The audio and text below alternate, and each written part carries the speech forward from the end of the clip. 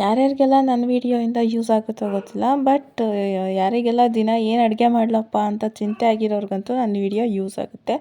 So ಅಂಥವ್ರು follow ಮಾಡ್ಕೊಳ್ಳಿ ನನ್ನನ್ನು. ಯಾಕಂದರೆ ಡೈಲಿ ಒಂದೊಂದು ತಿಂಡಿ ಒಂದೊಂದು ಊಟದ್ದು ಮಾಡಿ ಹಾಕ್ತೀನಿ. ಸೊ ನಿಮ್ಗೊಂದು ಐಡಿಯಾ ಸಿಗುತ್ತೆ, ನಾಳೆ ಏನು ಮಾಡ್ಬೋದು, ನಾಳಿದ್ದು ಏನು ಮಾಡ್ಬೋದು ಅಂತ ಐಡಿಯಾ ಸಿಗುತ್ತೆ. ಸೊ ಅದಕ್ಕೋಸ್ಕರ ನನ್ನ ಐಡಿನ ಫಾಲೋ ಮಾಡ್ಕೊಳ್ಳಿ.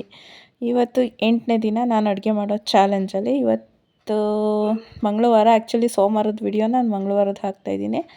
ಸೊ ಕನ್ಫ್ಯೂಸ್ ಮಾಡ್ಕೋಬೇಡಿ. ಇವತ್ತು ನಾನು ಬೆಳಗ್ಗೆ 8:45 ಎದ್ದು ಫಸ್ಟ್ ಬಿಸಿನೀರು ಕೊಟ್ಕೊಂಡು ಮತ್ತೆ ಇಲ್ಲೇ ಅಡುಗೆಗೆ ರೆಡಿ ಮಾಡ್ಕೊತಾ ಇದ್ದೀನಿ. ಇವತ್ತು ನಾನು ಪಲಾವ್ ಮಾಡೋಣ ಅಂತ ರೆಡಿ ಮಾಡ್ಕೊತಾ ಇದ್ದೀನಿ. ಪಲಾವ್ಗೆ ಇಲ್ಲಿ ಮೊದಲು ಒಗ್ಗರಣೆ ಹಾಕ್ಕೊತಾ ಇದ್ದೀನಿ. ನಾರ್ಮಲಾಗಿ ಎಲ್ಲರೂ ಹಾಕೋದೇನೆ. ಸೊ ಎಲ್ಲರೂ ಮಾಡೋ ಥರನೇ ನಾನು ಮಾಡೋದು. ಬಟ್ ಏನಂದರೆ ಕೆಲವರಿಗೆ ಐಡಿಯಾ ಸಿಗುತ್ತೆ ಅಂತ ಅಷ್ಟೇ. ಏನಪ್ಪ ತಿಂಡಿ ಮಾಡೋದು, ನನಗೂ ತುಂಬಾ ಯೋಚನೆ ಆಗೋದು ಫಸ್ಟೆಲ್ಲ, ಏನು ಅಡುಗೆ ಮಾಡೋದು ಅನ್ನೋ ಥರ.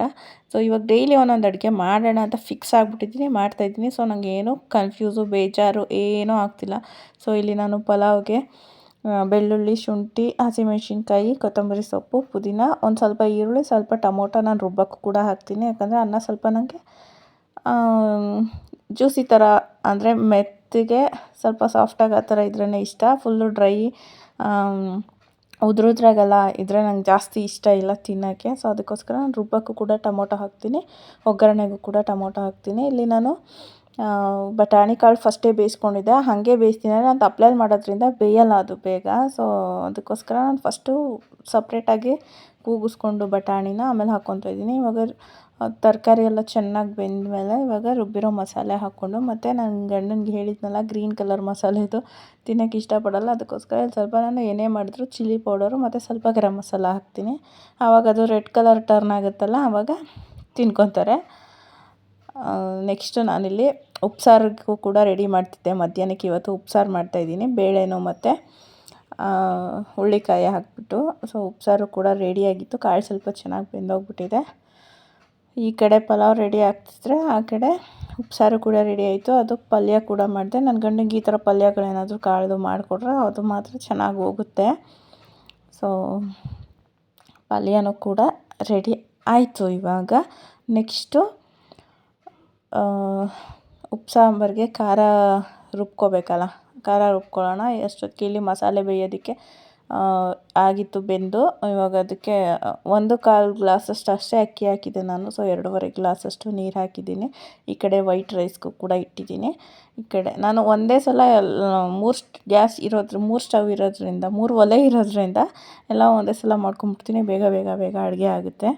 ಸೊ ಇವಾಗ ಇದು ಪಲಾವ್ಗೂ ಚೆನ್ನಾಗೆ ಮಳಬೇಕಾದ್ರೆ ಮುಚ್ಚಿ ಇಟ್ಬಿಡ್ತೀನಿ ನಾನು. ಕುಕ್ಕರಲ್ಲಿ ಮಾಡಿದ್ರೆ ಜಾಸ್ತಿ ಇಷ್ಟ ಆಗೋಲ್ಲ, ತಪ್ಪಲೆಯಲ್ಲಿ ಮಾಡಿದ್ರೆ ಇಷ್ಟ ಆಗುತ್ತೆ. ಸೊ ಅರ್ಜೆಂಟ್ ಇದ್ದಾಗಷ್ಟೇ ಕುಕ್ಕರಲ್ಲಿ ಮಾಡೋದು, ಬೇರೆ ಟೈಮಲ್ಲೆಲ್ಲ ತಪ್ಪಲೆಲ್ಲೇ ಮಾಡ್ತೀನಿ. ಈಗ ಅದು ಮುಚ್ಚಿಟ್ಬಿಟ್ರೆ ಆರಾಮಾಗಿ ಅದ್ರ ಪಾಡ್ಗೆ ಅದು ಬೇಯ್ತಾ ಇರುತ್ತೆ. ನೆಕ್ಸ್ಟ್ ಇಲ್ಲಿ ಮಜ್ಜಿಗೆಗೆ ರೆಡಿ ಮಾಡ್ಕೊತಾ ಇದ್ದೀನಿ. ಮಜ್ಜಿಗೆಗೆ ಈರುಳ್ಳಿ ಎಲ್ಲ ಯಾಕಪ್ಪ ಹಾಕ್ತೀನಿ ಅಂದರೆ ನನ್ನ ಗಂಡನಿಗೆ ಅದೆಲ್ಲ ಹಾಕ್ಕೊಂಡು ಕೊಟ್ಟರೆ ಇಷ್ಟ ಆಗುತ್ತೆ ಕುಡಿಯೋಕ್ಕೆ, ಅದಕ್ಕೋಸ್ಕರ. ಈಗ ಇಲ್ಲಿ ಉಪ್ಸಾರು ಖಾರಕ್ಕೆ ನಾನು ಒಣಮೆಣ್ಸಿನ್ಕಾಯಿ, ಕೊತ್ತಂಬರಿ ಸೊಪ್ಪು, ಬೆಳ್ಳುಳ್ಳಿ, ಹುಣಸೆಹಣ್ಣು, ಜೀರಿಗೆ ಮತ್ತು ಸ್ವಲ್ಪ ಮೆಣಸು ಹಾಕ್ಕೊಂಡಿದ್ದೀನಿ. ಹುಣಸೆಹಣ್ಣು ಸ್ವಲ್ಪ ಹಾಕಿದ್ದೆ, ಯಾಕಂದರೆ ಟೊಮೊಟೊ ಕೂಡ ಹಾಕಿದ್ನಲ್ಲ, ಅದಕ್ಕೆ ಹುಣಸೆಹಣ್ಣು ಸ್ವಲ್ಪ ಹಾಕಿದ್ದೆ. ಖಾರ ನೋಡಿ ಯಾರಿಗೆಲ್ಲ ಬಾಯಲ್ಲಿ ನೀರು ಬರ್ತಿದೆ ಹೇಳಿ. ಮತ್ತು ಇದು ಖಾರ ರುಬ್ಬಿದ್ದು ಅದು ವೇಸ್ಟ್ ಆಗಬಾರ್ದು ಅಂತ ಅದ್ರಲ್ಲಿ ಉಪ್ಸಾರ್ದು ನೀರು ಹಾಕ್ಬಿಟ್ಟು ಮತ್ತೆ ಉಪ್ಸಾರಿಗೆನೆ ಬಗ್ಸಿದ್ರೆ ಚೆನ್ನಾಗಿರುತ್ತೆ ಟೇಸ್ಟು. ಸೊ ಅಷ್ಟರಲ್ಲಿ ಇಲ್ಲಿ ಪಲಾವ್ ಕೂಡ ರೆಡಿ ಆಯಿತು.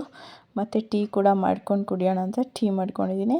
ಎಲ್ಲ ಕೆಲಸ ಮುಗೀತು. ಇವಾಗ ನನ್ನ ಗಂಡಂಗೆ ಬಾಕ್ಸ್ ಪ್ಯಾಕ್ ಮಾಡಿಕೊಟ್ಬಿಟ್ರೆ ಆಮೇಲೆ ನಾನು ರೆಡಿಯಾಗಿ ತಿಂಡಿ ತಿಂದ್ಕೊಂಡು ಹೊರಡೋಕ್ಕೆ ನನಗೂ ಸರಿ ಹೋಗುತ್ತೆ. ಸೊ ತುಪ್ಪ ಹಾಕೋದು ಮರಿತಾ ಇದ್ದೀನಿ. ಸೊ ಅದಕ್ಕೋಸ್ಕರ ಇವತ್ತು ಸಾಂಬಾರಿಗೆ ತುಪ್ಪ ಹಾಕ್ಬಿಡ್ತಾಯಿದ್ದೀನಿ.